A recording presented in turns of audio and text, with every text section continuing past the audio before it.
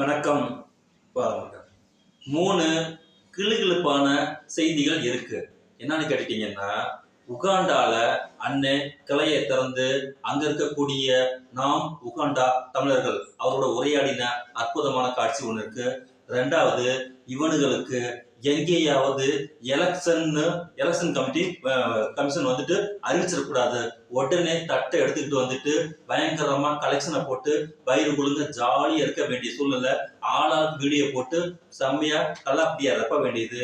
3வது தான் ரொம்ப முக்கியமான விஷயம். 2-3 நாளா பயங்கரமா போட்டோ மேட்டர் ஓடிக்கிட்டு இருக்கு. இன்னைக்கு சரக்க போட்டு, அதுவும் பச்சை குழந்தைக்கு சரக்க ஊத்தி காவாலித்தனம் பண்ணிட்டு ஜாலியா அலப்பறை கொடுத்துட்டு இருக்கக்கூடிய ஆளுகிட்ட, போதையில் இருக்கக்கூடிய ஆளுகிட்ட போய் போட்டோ மேட்டர் பேசுவோம்.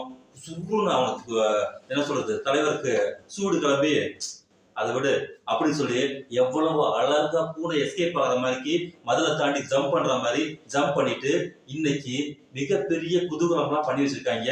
என்னங்கிறத பார்க்கலாம்.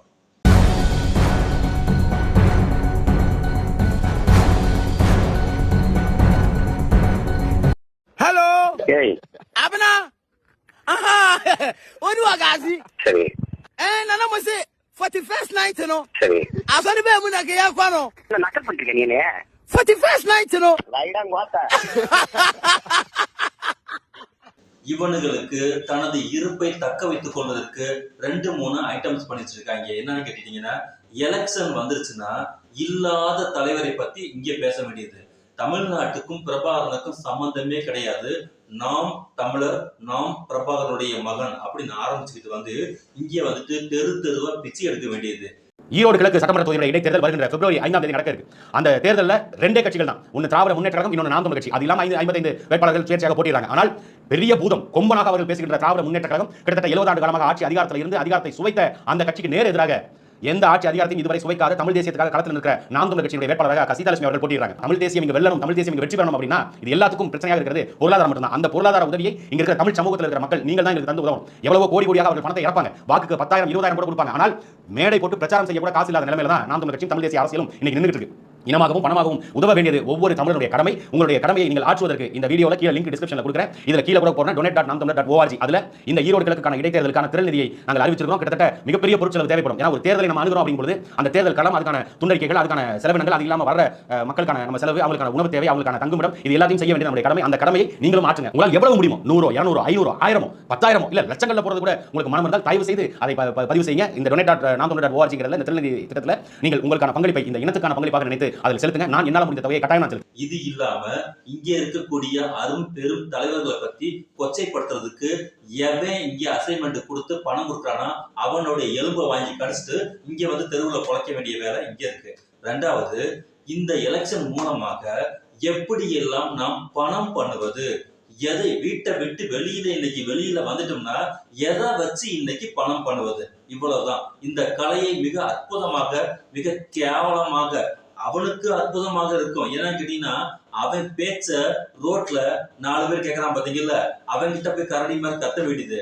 அந்த பேச்சு அவனோட போயிருச்சுன்னா ஒரு பிரச்சனை கிடையாது. சம்பந்தம் இல்லாமல் தன்னை வளர்த்தவர், எந்த மேடைகளில் நாம் வளர்ந்து வந்தோமோ அந்த மேடையில் இருக்கக்கூடிய அரும் பெரும் தலைவர்களை பத்தி பேசும்போதுதான் நமக்கெல்லாம் காண்டாயிருது, பதில் சொல்லக்கூடிய சூழ்நிலை வந்துருது. அப்போ இது ஒரு வயிற்று பிழைப்பிற்கு என்னென்ன வேலை செய்ய முடியுமோ அவ்வளவு வேலை செய்யக்கூடிய ஒரு என்ன சொல்றது, சோத்து பட்சின்னு சொல்ற பாத்தீங்களா, அந்த அளவுக்கு ஒரு அற்பத்தனமான ஒரு முண்டம் தான் இந்த சைமன். அதனால எவ்வளவு தெளிவா இன்னைக்கு கல் விடுதலை மாநாடா, என்ன சூழ்நிலையில இன்னைக்கு நாடு இருந்துகிட்டு இருக்கு, இவனுக்கு என்ன வேலை பண்ணிட்டு இருக்கானுங்க, அதுவும் கல்லை பச்சை குழந்தையுடைய வாயில ஊத்திட்டு பல்ல போட்டு இழுச்சுக்கிட்டு இருக்கானுங்கன்னா இவனுக்கெல்லாம் எவ்வளவு சமூகத்துக்கு ஆபத்தானவர்கள் அப்படிங்கிறதுக்கான விஷயம் தான் இன்னைக்கு ஓடிட்டு இருக்கு.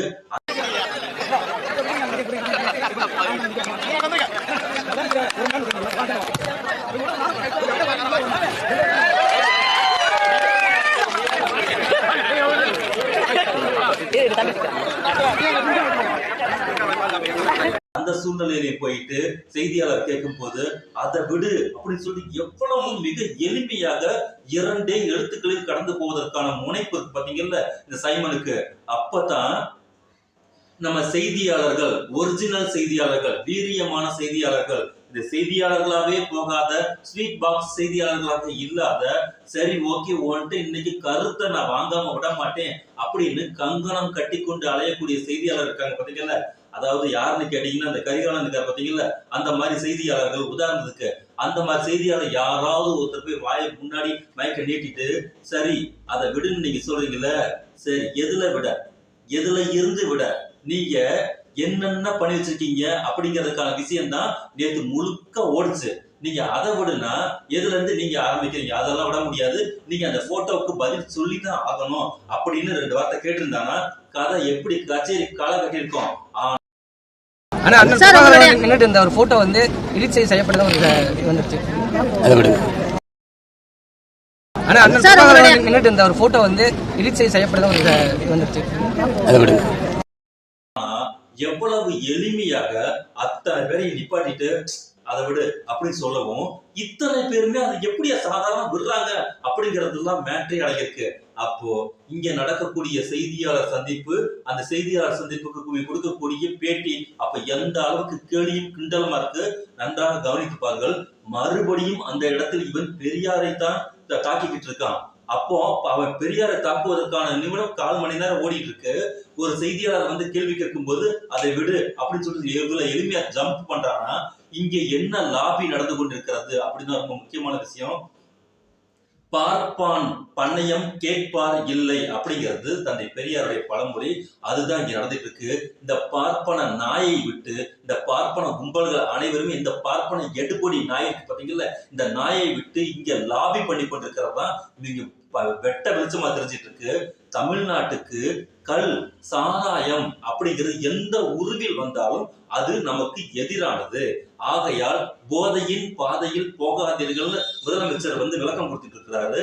அந்த விளக்கத்தை வந்து வழிமொழிந்து இங்க நிறைய பிரபலங்கள் வந்துட்டு இளைஞர்கள் எல்லாத்தையுமே சிறுமையான விஷயத்துக்கு வரணும் அப்படின்னு சொல்லிட்டு கூடிய சூழ்நிலையில கல் விடுதலை மாநாடுன்னு இவனுக்கு என்ன சொல்ல வர்றானுங்க.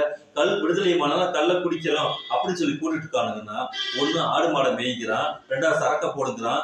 இவன் என்ன மாதிரி அரசியல் பண்ணிட்டு இருக்கான், எவ்வளவு ஆபத்தான அரசியல் பண்ணிட்டு இருக்காங்கிறது வந்து வெட்ட வெளிச்சமா தெரிஞ்சிட்டு இருக்கு. இதை தைரியமாக இங்கே செய்து கொண்டிருக்கிறான் என்றால் இந்த தைரியம் பின்னால் இருந்து கொடுக்கக்கூடிய நபர்கள் யார் என்பது உலகத்துக்கே தெரிந்த விஷயம். இன்னும் அதாவது பெரியார் சொல்வாரு, பேயை விட புலியை விட புலி வேஷம் போட்டவன் வந்து ரொம்ப ஆட்டம் கட்டி ஆடுவான்னு. அந்த மாதிரி இதெல்லாம் ஒரிஜினல் புலிகள் கிடையாது, புலி வேஷம் போட்டிருக்கக்கூடிய டம்மி புலிகள். அதனால மிக அதிகமான ஆட்டம் போட்டுட்டு தான் அலைவானுங்க. ஆனால் இந்த டம்மி புலிகளுக்கு என்ன சொல்றது, மிக மிக சீக்கிரமா இந்த டம்மி புலிகளுடைய சாயம் வெளுக்கும். இப்ப வெளுத்து தொங்கிட்டு இருக்கு. அதை பத்தியுமே அவங்க கவலைப்படாம அடுத்தடுத்து போறதுக்கு காரணம் பின்னால் இருந்து இயக்கக்கூடிய அந்த RSS BJP லாபி தான் இவ்வளவு ஓடிட்டு இருக்கு. நீ தலைகீழாக நின்று தண்ணி குடித்தாலும் இங்க ஒரு மயிரிலும் உங்களுடைய தாமரை மலரவே மலராது, உன்னுடைய தமிழ் தேசியமும் மலரவே மலராது. நீங்கள் சீக்கிரமாக நீங்கள் எடுத்திருக்கக்கூடிய அத்தனை வாந்திகளையும் நீங்களே நக்கக்கூடிய சூழ்நிலை தான் வரும். ஆரம்பிக்கலாம்.